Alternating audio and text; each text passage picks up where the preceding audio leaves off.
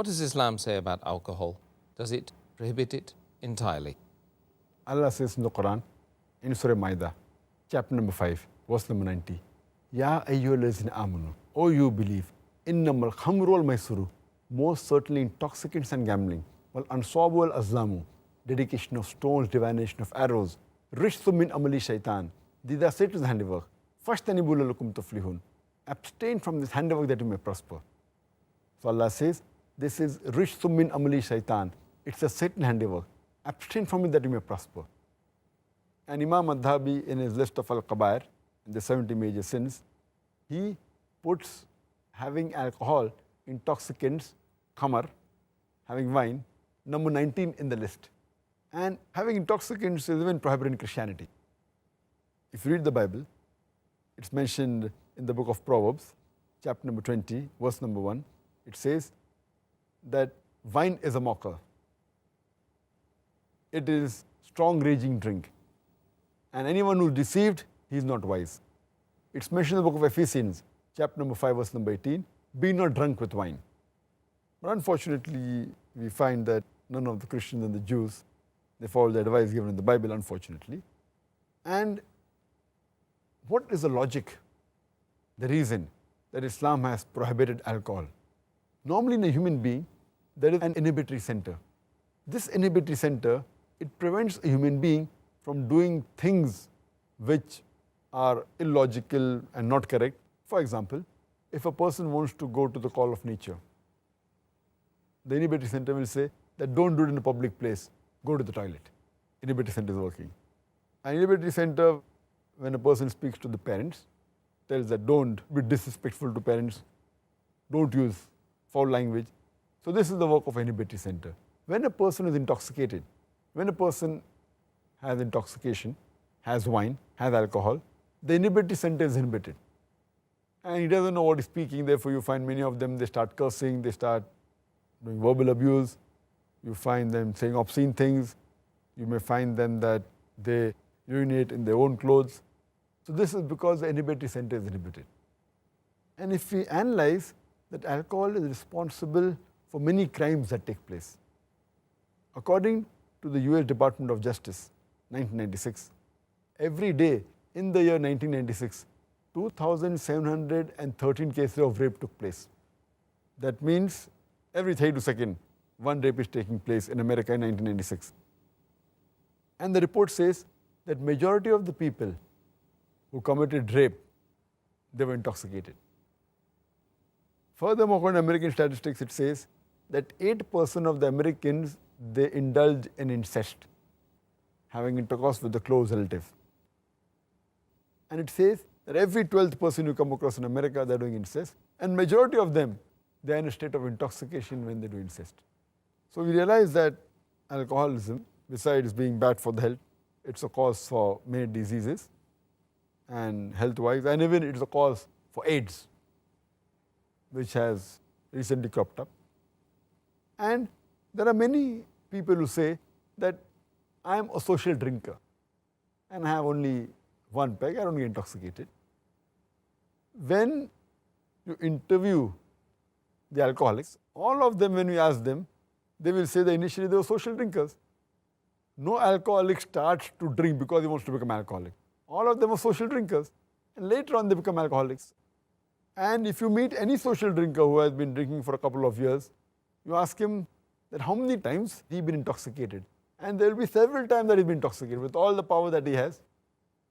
And once the person is intoxicated, and if he commits a sin like rape, like incest, it's an unforgivable sin and irreversible damage done.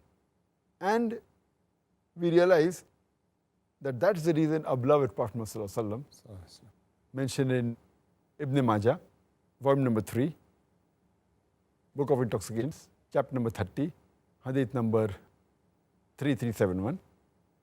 The beloved Prophet said that intoxication, alcohol, is the mother of all evils. Alcohol is the mother of all evils.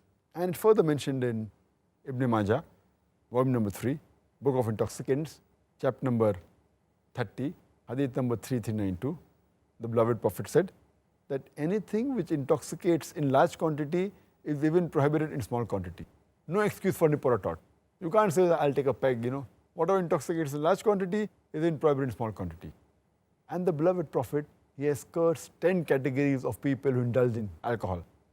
It's mentioned in Ibn Majah, volume number 3, Book of Intoxicants, chapter number 30, hadith number 3380. The beloved Prophet said, 10 categories of people who indulge in alcohol are cursed. The one who distills it, the one for whom it is distilled, the one who drinks it, the one who transports it, the one for whom it is bought, the one who sells it, the one who serves it, the one who utilizes the earnings from the sale of alcohol, the one who buys it, the one who buys it for somebody else. So all these 10 categories of people, they are cursed by Allah subhanahu wa ta'ala. And there are various different diseases that a person can acquire when he has alcohol. And today, alcohol is one of the major causes for the maximum number of deaths in the world. And today science tells us, and many people are aware of it, that the various diseases a person can have. The most common is cirrhosis of liver. If a person is alcoholic, he has high chances of having cirrhosis of liver. He can have cancer of the esophagus, cancer of the head and neck, cancer of the bowel, cancer of the liver. He can have gastritis, he can have esophagitis, pancreatitis, hepatitis. A person who has alcohol, there are chances that he will have cardiomyopathy, he will have angina, heart attack, atherosclerosis. He can have strokes, apoplexy, fits. A person who has alcohol regularly, there are high chances that the person, he can have cortical neuropathy, cerebral neuropathy, he can have peripheral neuroma. There are various diseases that a person can have due to the consumption of alcohol. Diseases such as Wernicke-Korsakoff syndrome, that involves amnesia of the recent memory and retention of the old memory. It's due to thiamine deficiency. A person who has alcohol, he can have delirium tremens, which is associated with alcohol. A person can have pellagra, and he can have skin diseases. A person who takes alcohol regularly, there are high chances that he can have endocrine disorders like mixed edema, like hypothyroidism. He can have hematological disorders like microcytic anemia. He can have jaundice. He can have thrombocytopenia. He can have platelet disorders. A person who has alcohol, there are chances that the common drugs like metronidazole, flagyl, they can create a problem for a person who has alcohol regularly. A person who has alcohol regularly, he can have infections because the immunity system is decreased. There are high chances that he can have chest infections like lung abscess, emphysema, pulmonary tuberculosis. A person who's a woman, she can get affected more by alcohol, and the cirrhosis of liver is much dangerous in the woman. If she's pregnant, she can have the alcohol fetal syndrome. There can be skin disorders like alopecia. There can be nail dystrophy. There can be angular stomatitis. You can keep on listing the diseases for hours together only because of the consumption of alcohol. But nowadays my colleagues, the medical doctors, they say that alcoholism is a disease. They try to pacify that don't be rude to the alcoholic, no, don't blame him. Alcoholism is a disease.